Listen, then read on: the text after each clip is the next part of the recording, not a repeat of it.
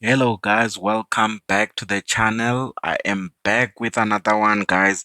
Today I'm doing a review for a movie that is quite a bit old. It's a 2019 movie. It's a South African movie which is called Losing Lerato.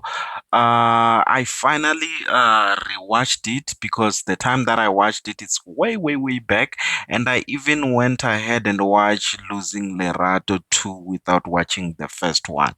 So I did, it was really, really something that I shouldn't have done because I think that when I did the review for Losing Lerato 2, I think that I didn't do too much justice to it because there are way too many similarities to the first one.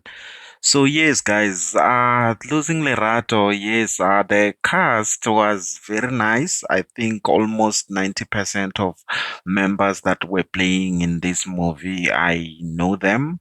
The main character obviously is Tammy, who he was playing as Tammy.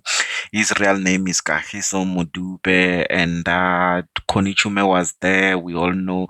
Rest in peace to her as she has passed away. We have Lerato, whom is different with the Lerato from the second one. We've got, let me just check. We've got the principal, Modise, who was, the real name is Ayanda Voroto. She's quite a good actor. We have got also Detective Nkala, who's Nolo Piri. She was playing a pivotal role even here. Apart from that, we've got the station commander, also Patrick Mofokeng. And let me just check. We've got Constable Kava, who's Manja, Gatuga. The other actors, I can just pass them, except there is also this guy who played also on Generation. His name, he was being called Jake, and it's Tato Molamu. So, yes, guys, that is the cast. I think maybe the mother, I just forgot to mention her name. She also played a big role, and I don't see her name right now. But yes, uh, obviously, when the movie started, guys, it started like a house on fire. Tammy was busy banging on the in the suburb, just ringing in the suburb house, just trying to get attention from the people that are inside. So obviously, the father was outside trying to shout at him, "Don't do that! Don't do that!" And he was keep on doing that, calling his the name of his child that he want Lerato, and I think it should resonate to many people who really care about their children. I really doubt that South Africans are really in that. South African men are really into it that deep, because most of it, when we check statistics, we see fathers just abandoning their children, which is really not cool. So I think big ups to such a movie just to try to portray something that we can look up to, so that we can really love our families to that extent wherein we're gonna fight for our children, as just like here where the father was trying to get to see the child, and the mother came out and say, you know what, you won't see the child. She went to an extent of even grabbing the child to take the child away from the father, which I was like, it's really crazy. Why would you do that? I mean, you can just say that every time when you want to see your child, you can see your child on the other side of the gate, in which when she explained at the end of the movie, or near the end of the movie, she was talking about that Tammy gave promises to the child and he doesn't fulfill those promises. And I wonder, why would a parent try to promise things that they won't do? Why wouldn't you just tell the child that, you know what, I'm not promising I will see, or just tell that I'm not coming back or whatever. Just be straight with the child, because children have this thing that they really record. I also have a daughter who's almost 5, and I noticed that, like, if I just say that I will buy you ice cream, she's gonna be expecting it by the time where when I said that I will buy it. So I must always just make sure that I do deliver, or I rather not promise what I won't keep. So it's always good when you try to promise what you will keep that promise. You'll make sure that you deliver for children, especially because children wouldn't understand. Rather not promise them at all. So I think that was the red flag for Tammy, to say that he should have made sure that he doesn't just put empty promises to a child. And yes, guys, that was the first scene. And then the second scene, obviously, that really caught my eye. It's when Tammy went to the school.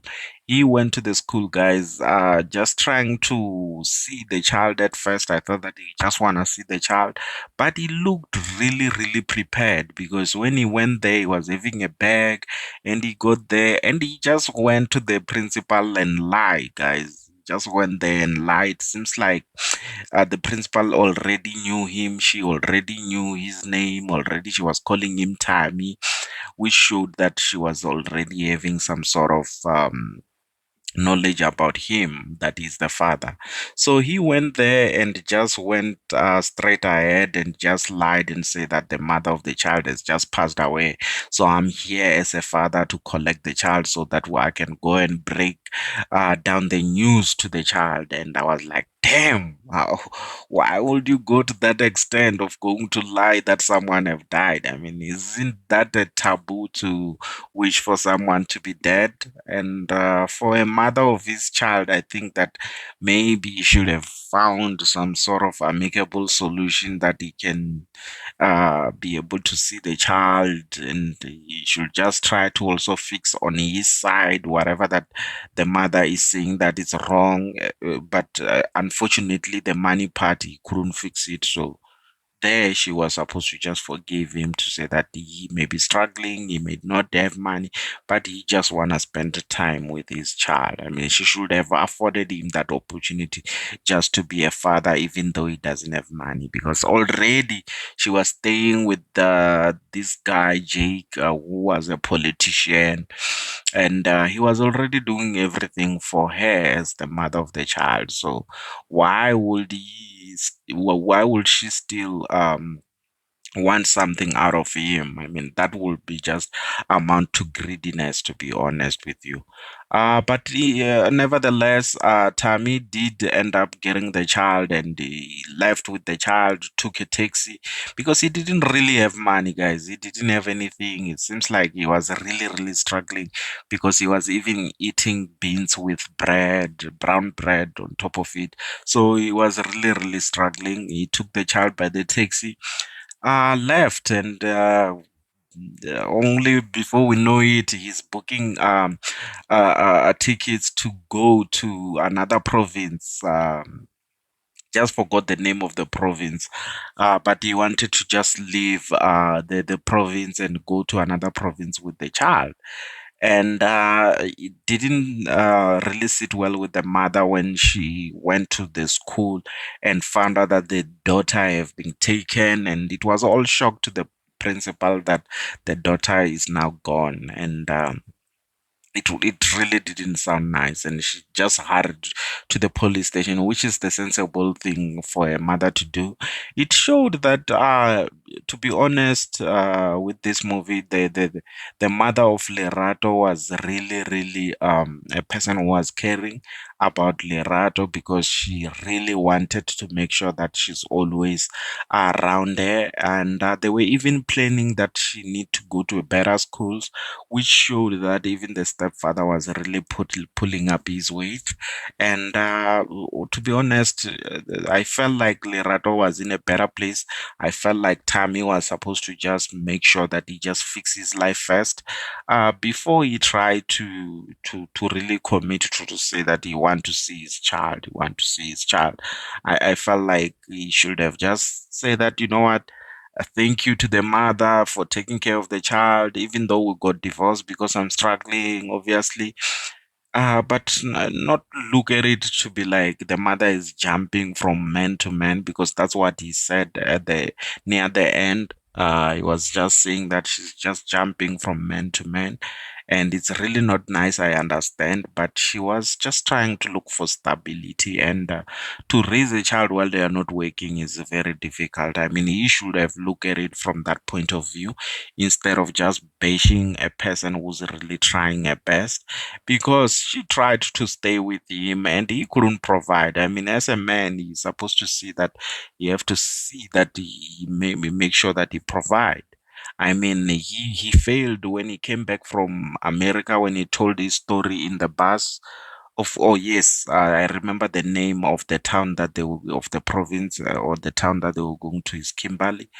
In the bus of going to Kimberley, obviously he was telling his story that he really tried to make sure that he do everything. He went to school in America, he got the scholarship, he came back, he was working for a big company, and unfortunately, he was defrauded money, and everything was pinned on him by the company, and he ended up losing everything. And I felt like he should have done something about it, should have perhaps maybe open a business, think outside of the box instead of just giving up and getting divorced and losing your own family.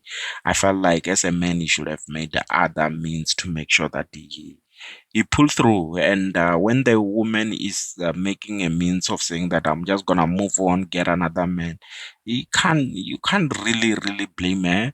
I feel like as men, we should get away from wanting to look at women and their means of trying to make ends meet and just justify it by saying that no, she's she loved men too much, things like that, that are very rude. I feel like we shouldn't do that. I feel like we should respect their hustle, to say that they just want a better life, and some of the ways that they use is just being women, being natural, to say that as a woman, I don't want to work, or I rather get a man to provide for me. It's also another means that other women use. I know that, like, some of you will feel like it's bad for me to say that, but it's nature. Most women will prefer to just sit and do nothing and let the men do the hard work. You get what I'm saying? And for them, it's just to take care of children and raising children, and it's in their nature to want to have children and all that. So yes, guys, the movie, to be honest, I felt like it's very similar, as I already said in the beginning, with losing Lerato too. It's very similar in the sense that in this one, in the bus, he started obviously holding everyone hostage in the bus, and at the end, he keep letting some of them go, in which it happened on losing Lerato too. In a sense that on losing Lerato too, it was in a hospital, and obviously there was also a similar thing where people were held hostage, and there also she let some people go, and the other ones decided that they will stay. And even here in the bus, others, he forced them to stay. And then when he was telling the story, people felt for him, and they end up siding with him to say that it's not worth it. Some of the people that were in the bus is obviously Connie Chume, who was Gogo on the bus. That's what they just said. She was just the Gogo. We never knew the name that she was playing as, because it was never said. As she was just, all she was doing was just to try to calm him down, try to say that, let me pray for you, let me be there. She was just trying to be there for him. And at the end, fortunate for him, he ended up being found that even the gun that he was using was toy, in which the sentence was supposed to be less years because it didn't make sense. Okay, rather it made sense that they connected because they say 15 years later and he was coming out as the movie end to show that the when it continues it's after 15 years. But the problem is, how do you get arrested for 15 years, guys? For over holding hostage, over people who will say that, you know what, you hold us hostage, but he was no threat to us. He was using a plastic toy gun. And I'm sure that even the witnesses, because police were all over, I mean, it could be something that shouldn't be that deep. It's not that deep that you can go for 15 years, to be honest. For kidnapping your child, maybe 10 or 5, because at the end of the day, it's his child. So he kidnapped his own child. It's not like I went on to kidnap some child that it doesn't belong to me. Maybe for also for going to the school and lie and all those things. I don't know if there is a charge for that. Maybe also the charge of him going to the house, of invading property and all that, trying to climb the gate. Maybe they added that charge, but I doubt that I'm sure all those other charges, even if they are added to the charge, they will run concurrent, which may amount to 5 years, as I'm suspecting.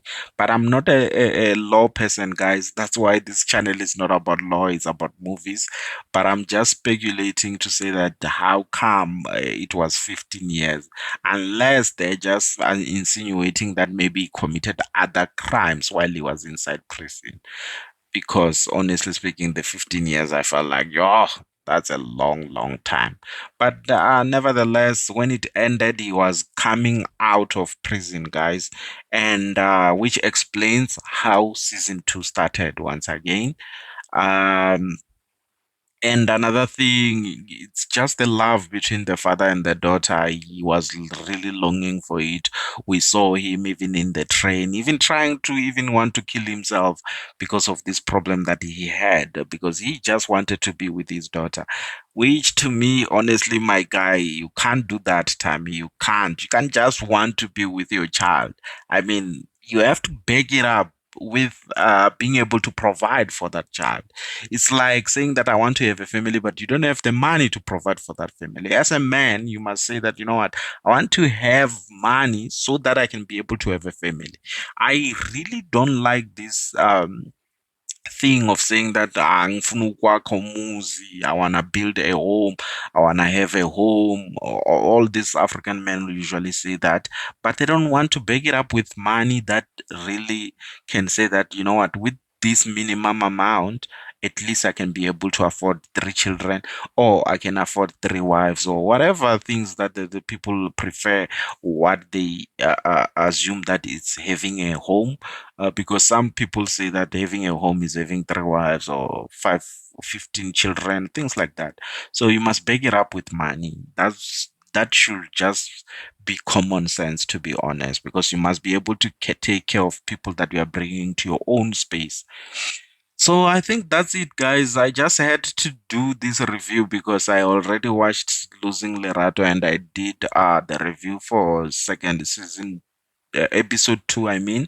If you want to check it out, it's in my channel. You can just have a look at it. And if you haven't watched this movie, please go and watch it. It's still on Netflix, which shows that it's really a nice movie. It's not a bad movie at all. You can watch the first one, then move on to the second one. So we'll meet on the next one, guys. Cheers.